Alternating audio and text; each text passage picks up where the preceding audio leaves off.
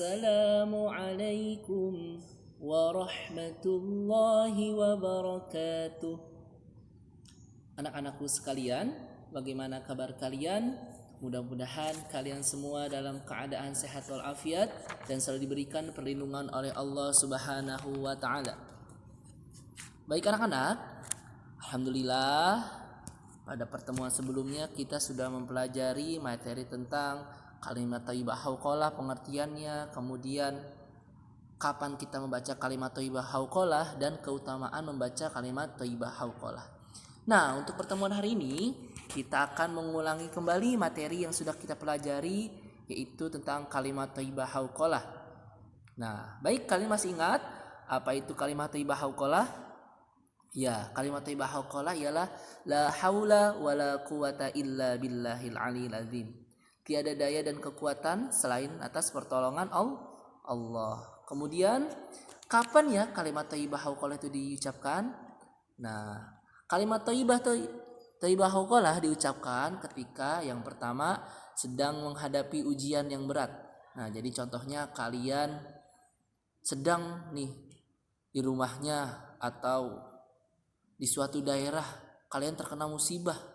Nah, di situ kalian langsung mengucapkan la haula wala quwata illa billahil aliyil azim. Nah, jadi ketika kita diberikan ujian yang sangat berat, kita jangan menyerah, tapi kita baca la haula wala quwata illa billahil aliyil azim.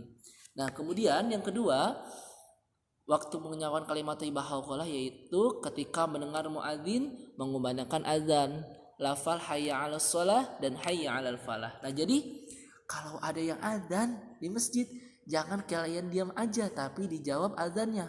Contohnya ketika hayya 'alas shalah dan hayya 'alal falah kita jawab. Contohnya hayya 'alas shalah, kita jawab la haula wala quwata illa billahil aliyil azim. Ketika hayya 'alal falah, hayya 'alal falah, la haula wala quwata illa billahil aliyil azim. Jadi kalimat thayyibah hauqalah itu diucapkan ketika yang kedua ketika sedang adzan. Nah, ketika bacaan hayya 'alas shalah dan hayya 'alal falah. Nah, kemudian yang ketiga ketika kita akan melakukan perjalanan. Nah, sebelum kita keluar rumah atau berpergian, maka kita keluar rumah membaca doa. Bismillahi tawakkaltu 'alallah wala haula wala quwata illa billahil aliyil azim. Jadi kita memohon kekuatan kepada Allah supaya ketika keluar dari rumah kita dalam keadaan selamat. Karena kita ini hanyalah hamba atau makhluk yang masih butuh pertolongan Allah. Kita tidak punya kekuatan apapun selain atas pertolongan Allah Subhanahu wa taala. Jadi yang pertama tadi mengucapkan kalimat thayyibah hauqalah itu ketika sedang menghadapi ujian yang berat, yang kedua mendengarkan muadzin hayya 'alas shalah dan hayya 'alal falah, yang ketiga akan melakukan perjalanan. Nah, yang keempat kita membaca kalimat thayyibah hauqalah itu ketika mengerjakan pekerjaan yang berat. Nah, contohnya nih, pekerjaan yang berat ya. Oh iya, contohnya kalian dapat suatu tugas dari guru kalian. Contohnya dapat tugas matematika. Aku bingung nih, susah banget. Nah, kalian baca la haula, yakin dengan hati bahwa kalian bisa. Insya Allah dengan izin Allah, kalian pasti akan bisa mengerjakan soal-soal yang susah kalian atau yang sulit kalian kerjakan. Nah, yang kelima, kita membaca kalimat thayyibah hauqalah itu ketika berzikir.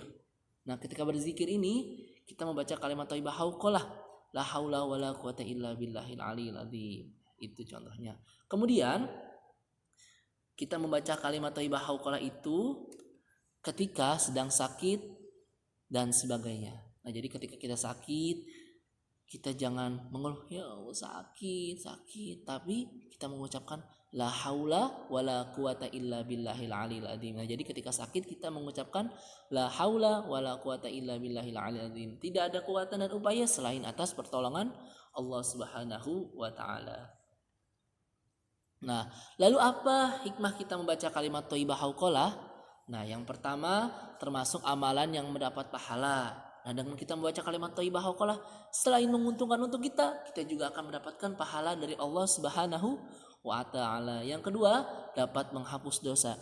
Jadi, orang yang membaca kalimat thayyibah hauqalah, insyaallah dosanya akan Allah hapus. Nah, kemudian yang ketiga, menambah sikap berserah diri kita kepada Allah Subhanahu wa taala.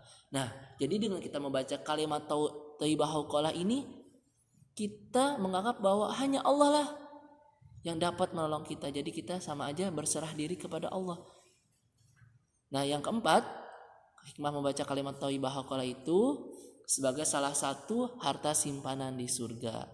Yang kelima, menghilangkan kesusahan dan kegelisahan. Nah, jadi dengan kita membaca kalimat thayyibah qalqalah, contoh ketika ada ujian, insya Allah akan menghilangkan kesusahan dan kegelisahan kita semua.